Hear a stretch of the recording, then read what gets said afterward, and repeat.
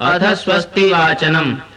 ॐ अग्निमीळे पुरोहितम् यज्ञस्य देवमृत्विजम् होतारम् रत्नधातमम्। ॐ सनापिते वसूनवेग्ने सूपायनो भव सजस्वानः स्वस्तये। ॐ स्वस्ति नो मिमीतामश्विना भव स्वस्ति देव्यरिरनर्वण स्वस्ति पूषा असुरो दधातु न स्वस्ति द्यावा पृथिवी सुचेतुना। ॐ स्वस्तये वायुमुपब्रवामहै सोमम् स्वस्ति भुवनस्य यस्पतिः बृहस्पतिम् सर्वगणम् स्वस्तये स्वस्तयादित्यासो भवन्तु नः। ॐ विश्वे देवानो अद्य स्वस्तये वैश्वानरो वसुरग्निः स्वस्तये देवा अवन्त्वरिभव स्वस्तये स्वस्ति नो रुद्रापात्वम् हस। ॐ स्वस्ति मित्रा वरुणा स्वस्ति पत्ते रेवती स्वस्ति न इन्द्रश्चाग्निश्च स्वस्ति नो अदिते कृधिः। ॐ स्वस्ति पन्थामनुचरेम सूर्या चन्द्रमसाविव पुनर्ददताघ्नता जानता सङ्गमे महि। ॐ ये देवानां यज्ञियानां मनोर्यजत्रा अमृतारितज्ञाः तेनो रासन्तामुर्गाय मध्य यूयम् पात स्वस्ति वे सदा नः।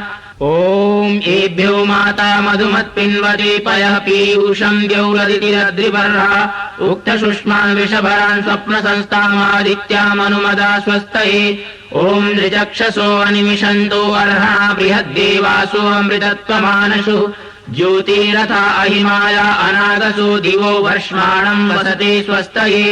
ॐ सम्राजो ये सुवृधो यज्ञमाययुरपरिवृता तदिरे दिविक्षयम् तामाविवास नमसा सुवृत्तिभिर्महो आदित्यामदितिम् स्वस्तये। ॐ को वस्तोमम् राधतेयम् जुजोषथ विश्वे देवासो मनसो यतिष्ठन को वोद्भरम् तु विजाता अरम् करद्यो न पर्षदत्यम् स्वस्तये। ॐ येभ्यो होत्राम् प्रथमामायेजे मनुः समिद्धाग्निर्मनसा सप्तहोत्रिभिः तदादित्या अभयम् शर्म यच्छत सुगान कर्त सुपथा स्वस्तये। ॐ यैशिरे भुवनस्य प्रचेतसो विश्वस्य स्थातुर्जगतश्च मन्तवः तेन कृतादकृतादेन सस्पर्यद्या देवासा पिप्रिता स्वस्तये। ॐ भरेष्विन्द्रम् सुहवम् हवामहे यौमुचम् सुकृतम् दैव्यम् जनम् अग्निम् मित्रम् वरुणम् सातये भगम् द्यावा पृथिवी मरुतः स्वस्तये। ॐ सुत्रामाणम् पृथिवीम् द्यामनेहसम् सुशर्माणमदितिम् सुप्रणीतिम् दैवीम् नावम् स्वरित्रामनागसमस्रवन्तीमारुहेमा स्वस्तये। ॐ विश्वे यजत्रादिवोचतु तयेत्रा यध्वम् नो दुरे वायाविर्हृतः सत्यया वो देवहूत्याहुवेम शृण्वतो देवा अवसे स्वस्तये। ॐ अपामी वामपविश्वामनाहुतिमपारादिम् दुर्विदत्रामघायतः आरे देवा द्वेषो अस्मद्युयोतनोरुणः शर्म यच्छता स्वस्तये। ॐ अरिष्टः समर्तो विश्वैधते प्रजाभिर्जायते धर्मणस्परि यमादित्यासो नयता सुनीतिभिरति विश्वानि दुरिता स्वस्तये। ॐ यम् देवासो वध वाजसातौ यम् शूरसाता मरुतो हिते धने प्रातर्यावाणम् रथमिन्द्रसानसि वरिषन्तमारुहेमा स्वस्तये। ॐ स्वस्ति न पत्यासु धन्वसु स्वस्त्यप्सु वृजने स्वर्वति स्वस्ति न पुत्रकृधेषु योनिषु स्वस्तिराये मरुतो दधातन। ॐ स्वस्ति रिद्धे प्रपदे श्रेष्ठारेक्न स्वस्तिभिया वाममेति सा नो अमासो अरणे निपातु स्वावेशा भवतु देवगोपा। ॐ ईशे त्वोर्जे त्वा वायवस्तदेवो वः सविता प्रार्पयतु श्रेष्ठतमाय कर्मण आप्यायध्वमग्न्या इन्द्राय भागम् प्रजावते अनमीवा अयक्ष्मा मावस्तेन ईशतमाघशंसो ध्रुवा अस्मिन् गोपतौ स्यात भवेर्यजमानस्य पशून् पाहि।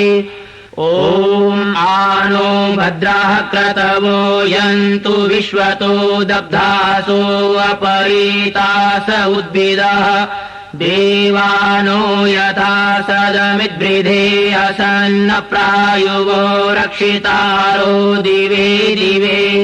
ॐ देवानाम् भद्रासुमतिर्ऋजूयताम् देवानाम् रातिरभिनो निवर्तताम् देवानाम् सख्यमुपसेदिमा वयम् देवान आयुः प्रतिरन्तु जीवसे ॐ तमीशानम् जगतस्तस्तु षष्पतिन्धियम् जिन्वमवसे हूमहे वयम् पूषानो यथा वेदसामसद्वृधे रक्षिता पायुरदब्धः स्वस्तये ॐ स्वस्ति न इन्द्रो वृद्धस्रवाः स्वस्ति नः पूषा विश्ववेदाः स्वस्ति नस्तार्क्ष्यो अरिष्टनेमिः स्वस्ति नो बृहस्पतिर्दधातु ॐ भद्रम् कर्णेभिः शृणुयाम देवा भद्रम् पश्येमाक्षभिर्यजत्राः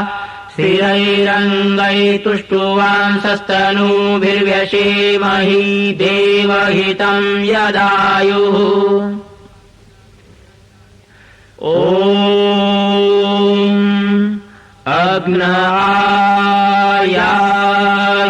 अग्नायायीतये गृणानो हव्यदातये निहोता सत्सि वर्णिषि ॐ त्वमग्ने यज्ञानाम् होता विश्वेषामितः